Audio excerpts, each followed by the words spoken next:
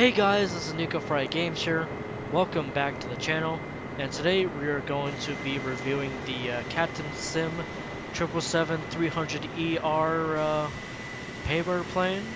I saw there's a bunch of controversy surrounding this airplane, so I'm not gonna make this too long on you guys. We're just gonna be going through the overview and what I thought about it so far. So.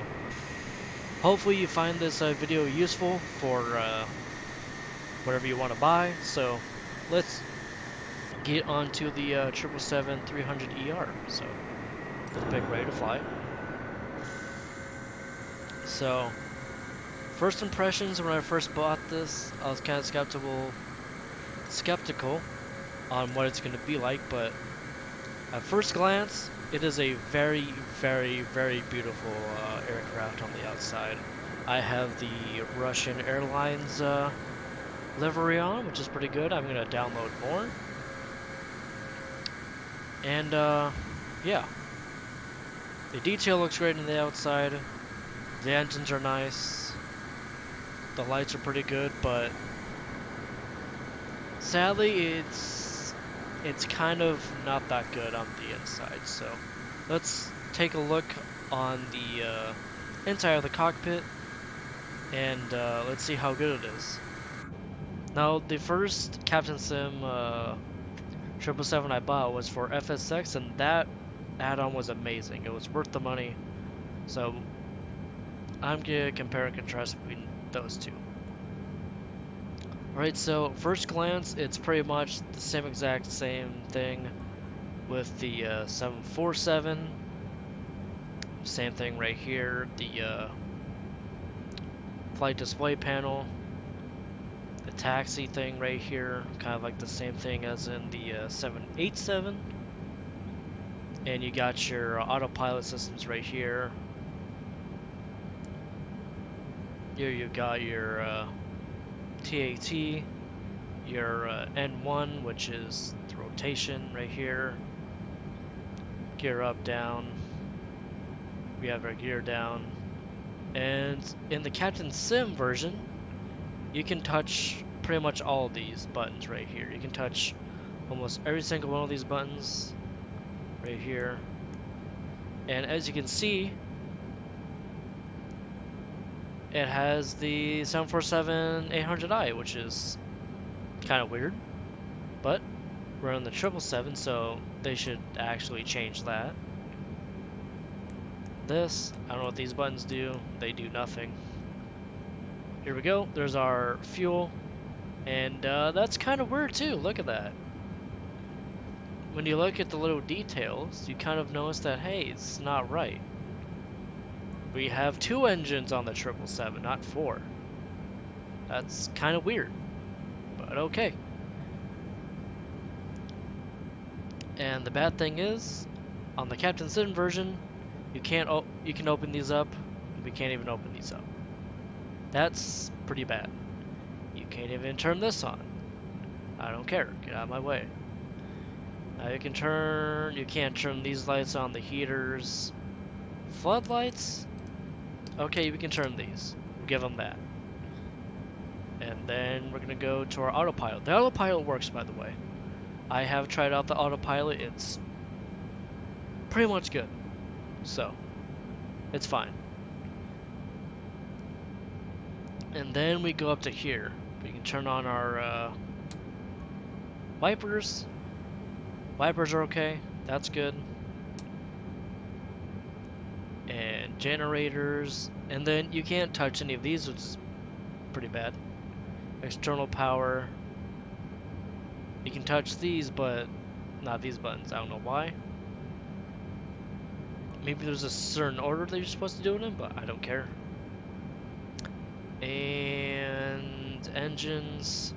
It's funny because they only have 2 engines right here, but down below it says 4. So, and then the Ram air turbine. On the Captain Sim 777 for FSX, you can actually touch this. You can't. That's weird. APU. Can't touch this. Can't touch that. I don't care. You can't even touch any of these, which is awful. It is pretty awful. So, hey, you can turn on the seatbelt sign, but for some reason you can't turn on the no smoking sign, which is pretty important. Because from what I've heard, there's no smoking inside the airplane. You can turn on the anti-icing systems, which is pretty critical. Fuel pump. So, what they pretty much did was copy the inside of the cockpit of the 747. They took out the 2 extra throttles right here, but that's pretty much what you're buying. So what's good about this airplane if you want it? The couple things, there's a couple things if you really want this plane. Number one, it's eye candy. If you don't care about realism that too much often, this is a plane for you. It looks good, so that's good. If you like 777s and don't care about anything else, this is also for you. And that's pretty much it.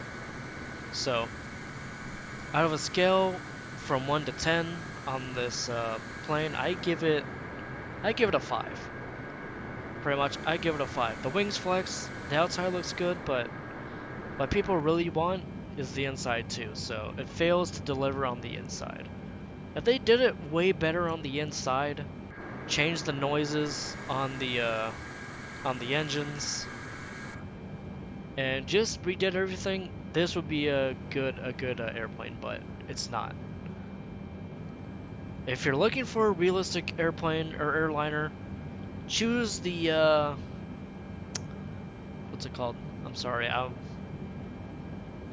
mine's not working for a moment. Oh yeah, choose the CRJ. Choose the Canadian Regional Jet, the 500 and 700 series. Do not buy this aircraft. Rather, I would actually recommend the PMDG DC-6 over this. And I bought the 300 version, the 300ER version, because it's cheaper.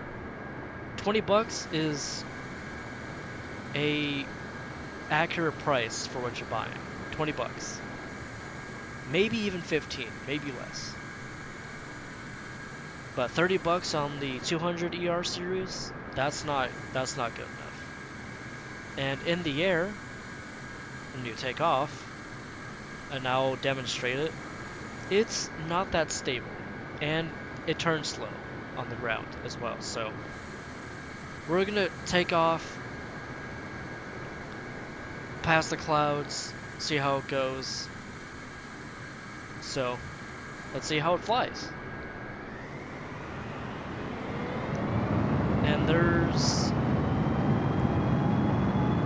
I hope that the PMDG 777 is a lot better than this. If it is, I'm probably going to use that a lot more than this. Because this is just like, hey, it's a joyride. That's about it. The engine sounds okay.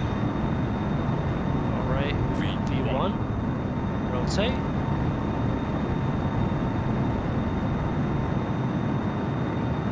And take off. Flaps up.